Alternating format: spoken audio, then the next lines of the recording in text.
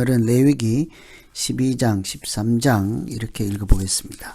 레위기 12장은 아이를 낳은 여인에 대한 정결 또 부정에 대한 이야기죠. 산모에 대한 말씀입니다. 산모가 부정하다, 잘못 이해하면 산모도 부정하고 출산한 아기도 부정하다, 출산이 부정하다 이렇게 오해할 수가 있겠죠. 생명을 탄생하는 일은 하나님의 능력과 하나님이 주시는 생명의 신비로 신성한 일이죠. 거룩한 일입니다. 그런 일을 감당하는 산모 역시 하나님의 은혜가 아니면 불가능한 일이죠. 출애굽기를 읽어보시면 이스라엘 자녀들을 출산할 때 죽이라 하여도 하나님이 그들에게 건강을 주셔서 이렇게 미리 다 출산할 수 있게 하여서 문제가 없도록 번성함을 주시지 않습니까? 자녀들을 하나님이 주시는 상급이라고 하는 것도 볼 수가 있지요. 이 출산 자체가 부정, 또 생명 자체 탄생이 부정한 이런 것이 아니라 그 자체는 거룩한 일, 하나님이 주신 복이지요. 감사해야 될 일입니다. 그런데 레위기에서 산모의 부정함과 정결을 다루는 것은 그 산모와 아기의 건강을 지키고 또 그들이 하나님 앞에 나아갈 수 있는 거룩함을 회복할 수 있도록 이렇게 약자를 보호하고 생명을 지키는 과정이라고도 할 수 있겠습니다. 산모는 단순히 이렇게 보호받아야 되지 않겠습니까? 당연히 산모가 목숨 걸고 아이를 낳는 과정이라고 할 수 있습니다. 생사고비를 넘고 가장 약한 그런 순간이죠.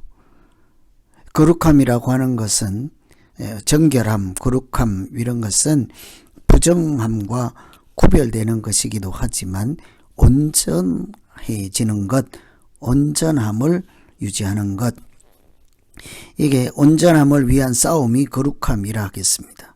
하나님 앞에 나아갈 수 있을 정도로 온전함을 회복하는 것, 산모들이 이런 시간이 필요하죠. 건강이든 마음이든 육체적이든 이렇게 하나님께서 산모에게 특별한 시간을 허락해서 정결과 부정 이런 것을 이렇게 자기 몸이 이렇게 평상시와 같이 회복될 수 있도록 하나님께 나아가서 이렇게 예배와 찬송을 드릴 수 있는 거룩한 사람으로 살아갈 수 있도록 하는 특별한 조치다. 이런 차원에서 읽어볼 수도 있겠죠. 이 뿐만 아니라 3절에 보시면 8째 날에 그 아이의 포피를 베릴 것이라 할례에 대한 말씀이 나옵니다. 창세기 17장에 할례가 하나님과 그 백성 사이의 증표, 언약의 표시이지 않습니까? 이 이스라엘 백성들이, 하나님의 백성들이 자녀를 낳을 때 할례를 하여서 그들이 하나님께 속한 자인 것을 항상 육체의 표시로 이렇게 마음의 할례를 하는 과정으로 이렇게 유지하게 했지요. 이런 것이 다 하나님 앞에 거룩하게 살아가야 하는 장치들로 이해할 수 있겠습니다. 또 8절에도 보시면 이 속죄할 때에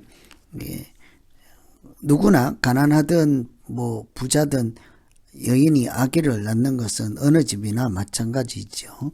그런데 정결함을 회복하기 위해서 번제물, 속죄물로 드릴 때 그 경제적 형편에 따라 제물의 차이를 두어서 누구든지 이 과정을 거칠 수 있도록 하나님의 은혜로 다시 회복할 수 있도록 하는 약자에 대한 배려도 또한 살피면서 읽으시면 되겠습니다.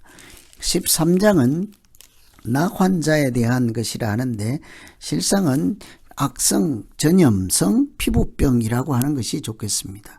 짜라트라고 하는 것은 한센병, 나병에 국한된 것이 아니라 피부병이든지 곰팡이든지 이렇게 악성이고 전염이 되고 이렇게 변형을 시키고 이런 확산이 되는 이런 위험한 질병이라고 할 수 있겠죠.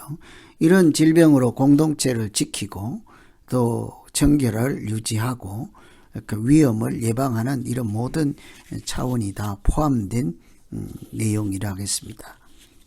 이 자라트 죄라고 이렇게 할 수 있는 이 부정함에 대해서 제사장이 이렇게 공중위생을 지킬 뿐만 아니라 하나님 나라, 하나님 공동체의 그 신성을 유지하기 위해서 공동체를 이렇게 이런 악성 피부 전염병 이런 것에서부터 이렇게 지킬 수 있도록 이렇게 더 이상 확산되지 않도록 하는 이런 질병에 대한 말씀이겠습니다. 하나님이 거룩하신 인격적 현존이 머물고 계시는 그 공동체 지인을 더럽히지 않는다. 이런 면이 있겠죠. 그래서 이 나병에 대해서는 제사장이 가서 진찰을 하고 또 퍼지는 것을 아주 철저하게 차단하고 이렇게 하는데 17절에 보시면 정결한지를 제사장에게 보인 후에 병이 피부에 퍼지면 제사장에게 다시 보일 것이라. 이 퍼졌으면 부정하다. 8절에 그 병이 피부에 퍼졌으면 부정하다. 이 확산될 경우에 이것을 부정으로 간주해서 전염되는 것을 막도록 이렇게 했지요. 뿐만 아니라 이들은 진영 밖으로 나가서 공동체와 격리하도록 이렇게 하였습니다. 이런 일들을 할 때 제사장이 이런 것을 진단하고 결론을 내리지 않습니까? 그만큼 제사장은 자기를 돌보지 않고 이런 위험한 데 가서 이런 것을 진단하고 공동체를 거룩한 공동체로 지켜나가야 되는 아주 막중한 책임을 갖고 있겠죠. 모든 공동체 지도자들이 이렇게 아주 막중한, 오늘날도 마찬가지죠. 중요한 사명을 가진 자로 지도자란 공동체의 거룩함을 지키는 것이다. 하나님 앞에 나아가기에 부족함이 없도록 공동체의 정결함, 쉬운 말로는 공동체의 영성을 지키는 파수꾼이라 하겠습니다.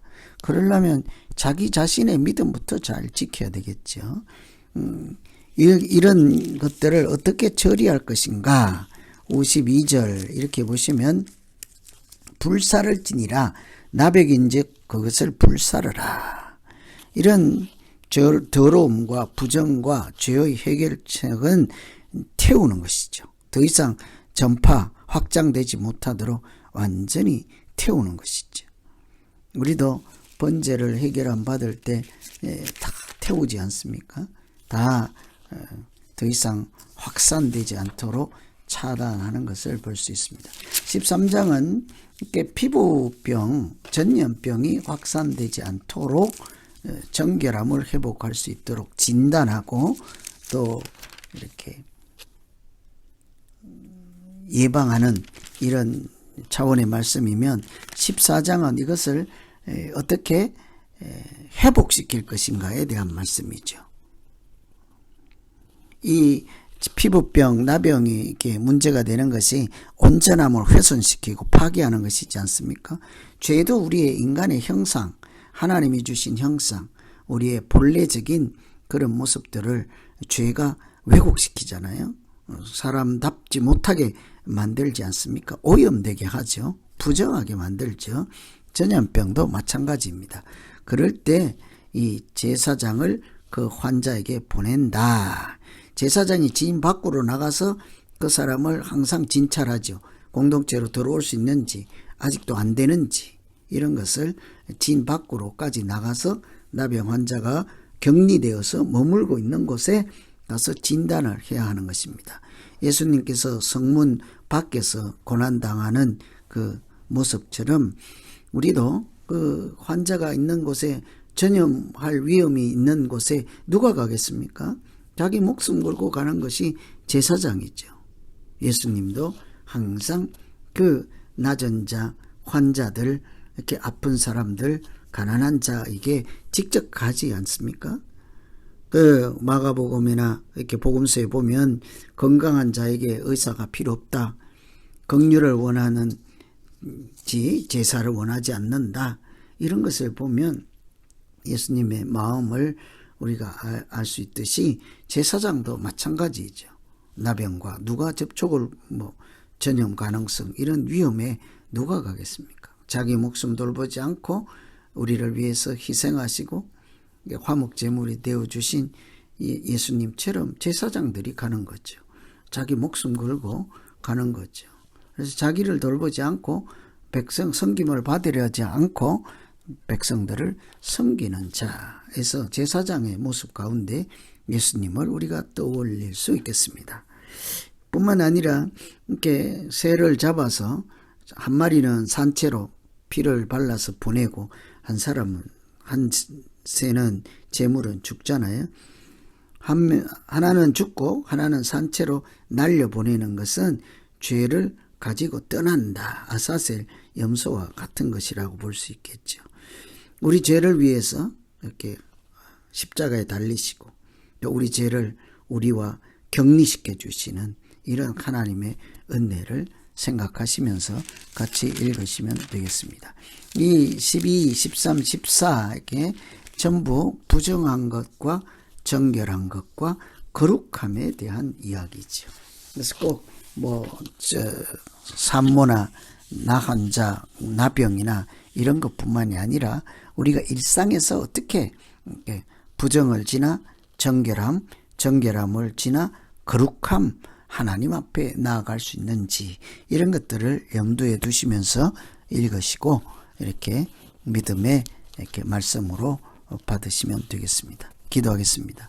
하나님 아버지, 이렇게 우리가 거룩한 사람으로 살기 위해서 항상 부정을 물리치고 정결함을 이렇게 유지하고 정결함을 떠나서 넘어서 하나님 앞에 나아가 하나님이 함께 하시는 거룩한 자리에 머물 수 있도록 우리의 마음과 생각을 지켜주시고 사탄의 악한 꾀가 우리를 점령하지 못하도록 늘 우리가 하나님의 말씀으로 무장하고 성령으로 무장하여서 하나님 나라 공동체를 지키고 유지하고 또 하나님의 자녀로 살아가는데 부족함이 없도록 인도하여 주시옵소서.